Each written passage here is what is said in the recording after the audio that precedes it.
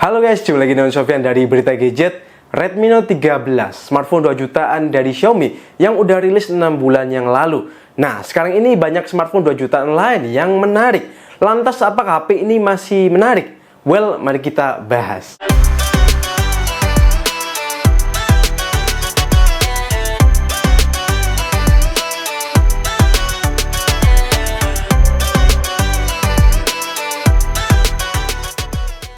Redmi Note 13 hadir di Indonesia awalnya itu dengan satu varian aja ya, ini 8/256 dengan harga 2,799 juta.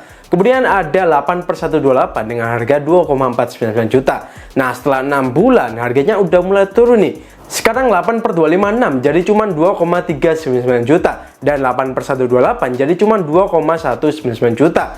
Untuk variannya ada 3 warna ya, yakni black, blue, dan juga gold. Varian warna yang akan kita review kali ini adalah varian warna blue. Oke, buat desainnya Redmi Note 13 ini masih bawa kayak desain yang mirip pendahulunya ya. Cuman saat ini di bagian framenya ini tuh dihilangin ya, jadi frameless. Dan posisi kamera ketiga serta LED flash jadi melebar.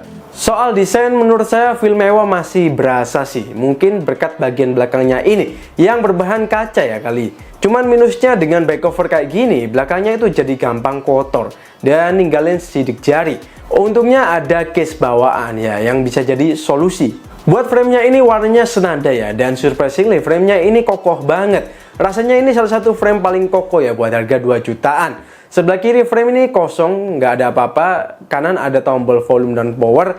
Atas ada 3,5 mm headphone jack, speaker kedua, ear blaster, dan mikrofon kedua. Pada bagian bawah ada speaker utama, mikrofon utama, port Type-C, dan juga SIM tray di mana slotnya ini udah dual SIM ya, tapi nggak pakai micro SD. Overall buat desainnya ini oke, cakep dan juga elegan. Saya sih suka ya. Di sektor layar, bisa dibilang Redmi Note 13 ini jadi salah satu yang terbaik ya di harganya. Bawa layar 6,67 inch Full HD Plus AMOLED display dengan 120Hz refresh rate, peak brightness-nya bisa sampai 1800 nits dan udah dilindungi Corning Gorilla Glass 3. Dan fingerprint-nya ini juga udah ada di dalam layar loh. Buat kualitasnya udah mantap banget sih. Ada 3 pilihan warna ya di sini ya. Ada standar, saturated, dan juga vivid. Saya sih lebih sering pakai standar dan saturated aja. Warnanya udah kerasa vivid loh. Tapi kalau kalian pakai vivid juga nggak masalah. Buat kecerahan lainnya juga udah bagus banget. Dipakai indoor maupun outdoor, udah nggak usah khawatir ya. Nggak ada masalah sama sekali. Ini kecil lah buat HP ini. Layarnya karena terang banget. Sayangnya layarnya ini masih belum mendukung HDR ya buat nonton YouTube. But it's okay mengingat harganya yang murah. Buat refreshnya saya saranin set di 120Hz aja karena kerasa mulus banget. Layarnya juga sangat responsif ya. Saya tes real drum nggak ada touch delay, dan pas saya tes touchnya juga nggak ada masalah. Semuanya normal ya. Buat always on display-nya ini juga ada ya di sini, dan pilihannya lumayan lengkap. Oh ya, jangan lupa bezel HP ini juga udah tipis banget. Ya, untuk layarnya ini nggak ada kekurangan lah. Menurut saya udah bagus banget. Sektor performa adalah sektor yang nggak terlalu di-highlight sama Xiaomi. Mungkin karena chipsetnya yang dipakai ini masih sama kayak pendahulunya ya. Yap, Redmi Note 13 ini masih pakai Snapdragon 685. Ditanam dengan RAM 8GB LPDDR4X dan storage-nya udah 256GB UFS 2.2.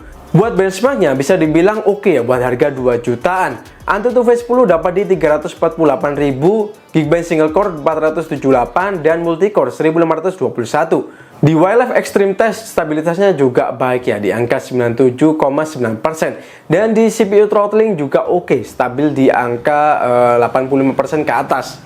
Kalau buat main game juga enak ya. Sayangnya kita lupa ya nggak ngukur rata-rata FPS dan HP-nya keburu dijual.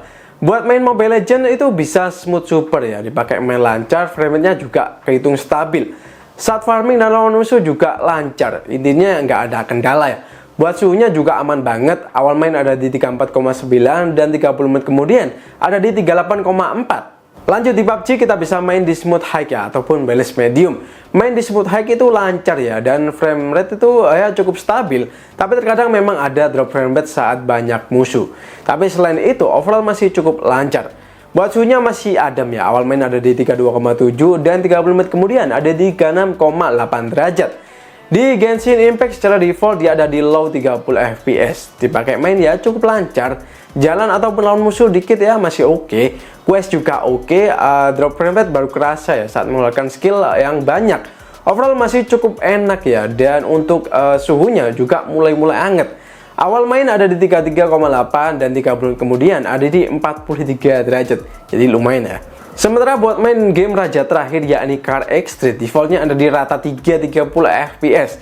Saya coba main di settingan ini benar-benar nggak nyaman ya. Dan akhirnya saya coba turunin di rata 230 fps. Di settingan ini itu cukup lancar, frame rate tentunya masih ada ya dan terasa. Saat main juga lumayan agak nge-lag ya ketika drift ataupun banyak mobil. Untuk suhunya ini mirip seperti Genshin ya, naiknya sekitar 9-10 derajat. Di awal ada di 33,5 dan 30 kemudian ada di 42,5. Overall buat main Mobile Legends ini masih lancar banget. PUBG ya lumayan, Genshin agak berat, dan kayak X-Street ini berat banget ya buat HP ini. Buat baterainya, Xiaomi mempercayakan kapasitas 5000 mAh di HP ini dengan dukungan 33 watt fast charging. Buat ketahanan dayanya menurut saya spesial sih HP ini. Asli sih, ini kategori HP 2 jutaan yang awet banget. Saya tes PC Mark brightness full itu tembus di 10 jam 42 menit. Gokil parah sih ini. Skornya mendekati skor smartphone dengan baterai 6000 mAh ya. Selain itu buat gaming juga awet. Main Mobile Legends 30 menit ngurang 8% aja, PUBG 30 menit ngurang 5% aja, Genshin 30 menit ngurang 7%, dan Car X Street 30 menit itu ngurang 8% aja. Gokil banget kan hasilnya. Buat kemampuan chargingnya juga lumayan cepet ya. Dari 5%, 5 menit itu jadi 16%, 10 menit itu jadi 22%, 15 menit jadi 29%, 30 menit jadi 63%, 1 jam jadi 86%, dan buat full butuh waktu 1 jam 22 menit. Overall baterainya ini awet dan fast chargingnya udah lumayan kenceng. Di sektor kamera, upgrade signifikan ada pada lensa utamanya dari 48 megapiksel jadi 108 megapiksel. Untuk total kameranya ada 3 ya, ini 108 megapiksel ISOCELL HM6, 8 megapiksel ultra wide, dan 2 megapiksel makro. Sementara di depan ada juga upgrade ya dari sensor 13 megapiksel. Kali ini jadi 16 megapiksel OmniVision OV16 A1Q. Buat UI kameranya tergolong lengkap banget ya. Ada menu dokumen, 108 megapiksel, video, foto, potret, night, dan juga more.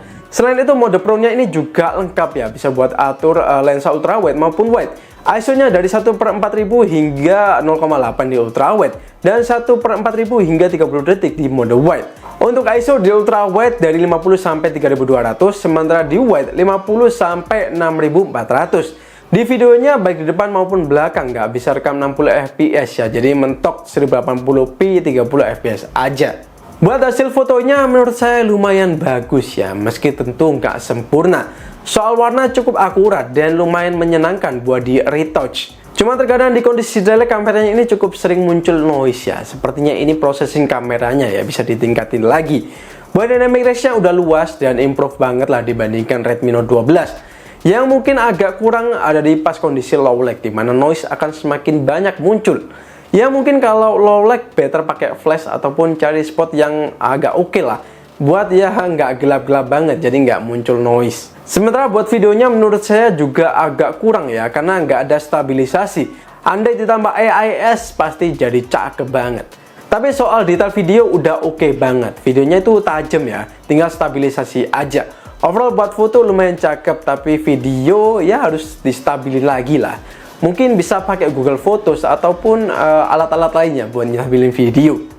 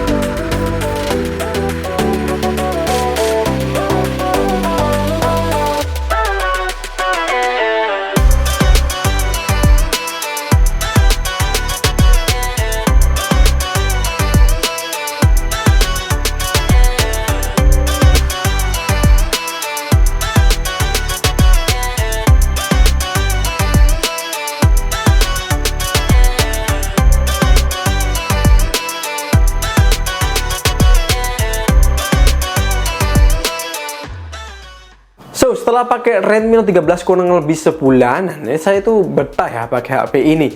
Alasan pertama karena update softwarenya itu ternyata lumayan cepet ya, di kelas harga 2 jutaan. Dia salah satu yang pertama lah di Indonesia yang dapetin HyperOS. Selain itu, saat video ini direkam, dia juga udah dapat patch keamanan Juni 2024, which is lumayan banget ya. Soal perlindungan dia udah ada IP54 ya, jadi jaminan aman kalau kena cipratan ataupun debu. Buat NFC-nya juga udah ready dan pembacaannya cepet ya. Untuk speakernya dia udah stereo ya, cuman memang kualitasnya ya sesuai lah sama harganya. Suara speakernya ini jauh lebih kencang yang bawah ya, sekitar 75% dibanding 25%. Nah, untuk kualitasnya ini cenderung keras aja ya, clarity-nya cukup aja, dan bassnya jangan terlalu berharap. Ingat harga lah.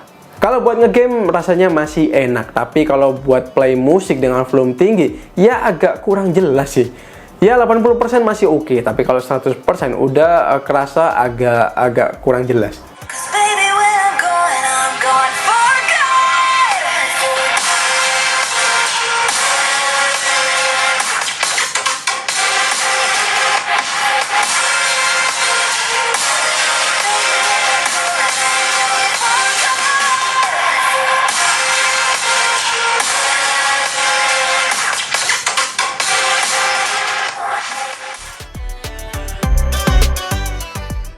So, kesimpulannya, apakah Redmi Note 13 ini worth it buat dibeli? Yap, jawaban saya worth it banget. HP ini menurut saya lumayan all-rounder ya. Layarnya itu cakep, desainnya mewah, kameranya ya foto oke, cuman video emang agak kurang. Baterainya gokil banget awetnya. Fast charging-nya lumayan kenceng, dan fitur-fitur lain itu juga udah lengkap. Ada NFC, speaker stereo, fingerprint-nya lumayan kenceng, dan juga satu lagi ya, yakni update software-nya yang dijanjiin up to 3 kali update dan udah kepake sekali, serta 4 tahun security patch ya. Sebuah poin yang kadang nggak ada ya di brand lain. Yang mungkin jadi hal yang harus dipertimbangkan sebelum HP ini adalah video kameranya yang tadi nggak stabil ya. Selain itu apalagi ya? Oh ya, sama kameranya yang lumayan muncul banyak noise. Mungkin next gen-nya bisa diimprove lagi ya. Semoga di Redmi Note 14 noise-nya ini jadi berkurang. Kalau menurut kalian apa nih hal yang perlu diimprove di HP ini? Coba tulis aja di bawah ya. Siapa tahu Xiaomi Indonesia mau dengerin komen-komen kalian. So, segitu aja video kali ini. Terima kasih udah nonton sampai habis. Sofyan di sini pamit, dan kita bakal jumpa lagi di video selanjutnya.